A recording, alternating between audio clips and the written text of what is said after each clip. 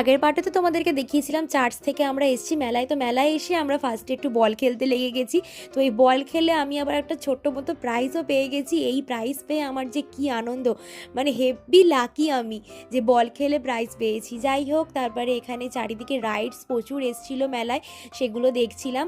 দেন সবাই মিলে বললো একটু কেনাকাটা করবে। তো প্রথমে একটা খেলনার দোকানে এসে ভাই একটা বল নিল। দেন আমরা আবার এই যে দেখতে পেলাম এই হনুমান মুখো পুতুলটাকে, যেটা একটা সময় বিশাল ট্রেন্ডে ছিল, তোমরা জানোই।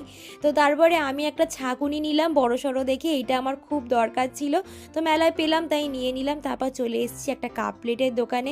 মেলা মানেই এরকম একটা কাপ প্লেটের দোকান তো থাকবেই, একটা না অনেক থাকে এরকম কাপ প্লেটের দোকান। তো যাই হোক, তারপর এখান থেকে একটা সুন্দর মতো কাঁচের কাপ নিলাম, যেটা আমি বোনকে দিয়েছিলাম, তো ওর এটা বেশ পছন্দও হয়েছিল। দেন দেখো এখানে এই রাধা মাধবের মূর্তিটা এত সুন্দর লাগছিল না।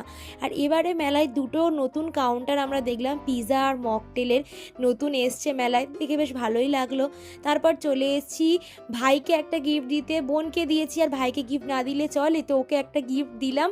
তারপরে চলে এসেছি আমরা আরও একটা দোকানে। এখানে এসে আমি এক ধরনের কাপ খুঁজছিলাম, মানে যেগুলোর এই ওপরে ঢাকনা দেওয়া থাকে না, এই ধরনের কাপগুলো। তো আমার না ঠিক পছন্দ হচ্ছিল না কোনো মডেলই যেরকম টাইপের আমি চাইছিলাম। ফাইনালি এই হোয়াইট কালারের কাপটা বেশ পছন্দ হলো, এটা একদম আমি যেরকম চাইছিলাম সেরকম টাইপেরই। তো বেশ পছন্দ হলো এই কাপটা, তো আমি এই কাপটা নেব ভাবছিলাম। তখনই বোন বললো তুই আমাদেরকে এত কিছু দিয়েছিস, তাহলে এইটা আমিই তোকে দেব। তো ভাবো, ছোট্ট বোনু সেও আমাকে আবার গিফট করেছে, তো খুব ভালো লেগেছে রে।